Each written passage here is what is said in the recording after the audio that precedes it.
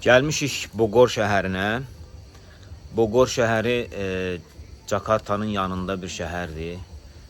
Belə yaşıllıq, gözəl yerləri var. Jakartanın o şəhər havasından, sıxlığından qaçıb gələn burada dincəlir.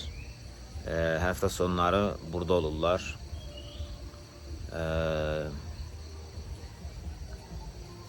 Mən dünən axşam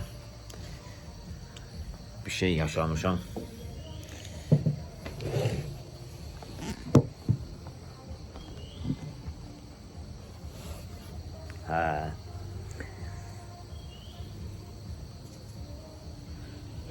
Pak Jeffrey, jogging ya?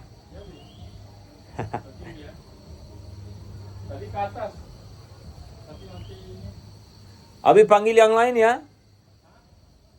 Ada beberapa yang mau renang Abi. İkut aja. Neyse. Deməli, akşam saat 12 zadı. Oturmuşuq dostumla şeyinin qabağında. Bizim villanın qabağında. Neyse bir tane pişik var. Hiss elədim ki, çox acıdır da pişik. Acından ölür. Ağlayır pişik. Balaca pişik de anası koyup gedibdi.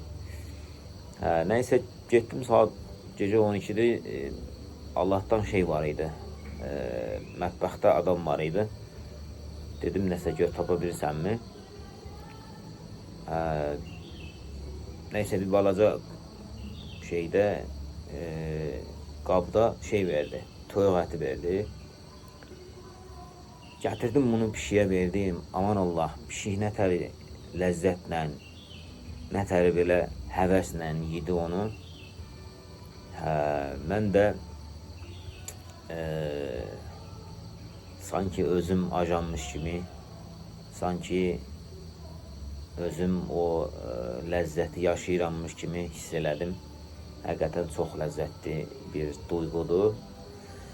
Buradan nə demək istəyirəm? Deməli, insan yaxşılıq eləyəndə,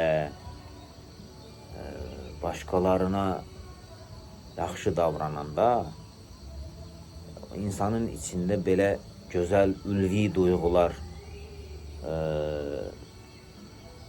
inkişaf eləyir. Və Allah elə bil cənnətlik işlərin içinə onun toxumunu qoyubdur. İnsan bir iş görürsə, yaxşılıq eləyirsə, o cənnət toxumu onun qəlbində hiss edilir. Eyni şey pislik üçün də keçərlidir. Pislik eləyən insan, kinli insan, həsədli insan, onun o zamanda pis işlərdə də bu belədir. Pis iş, yəni pislik eləyən insan, başqalarına kin, küdurət duyan insan, həsəd aparan insan da onun toxumunu öz qəlbində, yəni cəhənnəm toxumunu öz qəlbində hiss edir, yaşayır.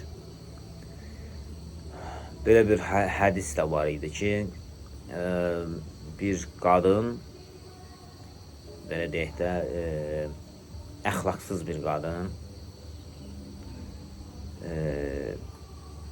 susuzluqdan tövşüyən bir itə bir quyudan su çəkib,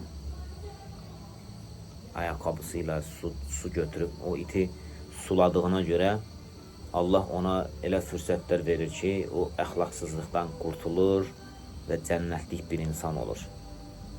Eyni zamanda başqa birisi bir pişiyə zülm eləyir, onu bir qəfəsə bağlayır və orada pişik acından ölür. Belə birini də Allah cəhənnəmə qoyur. Allah bizi gözəl işlər görməyə müvəffəq eləsin.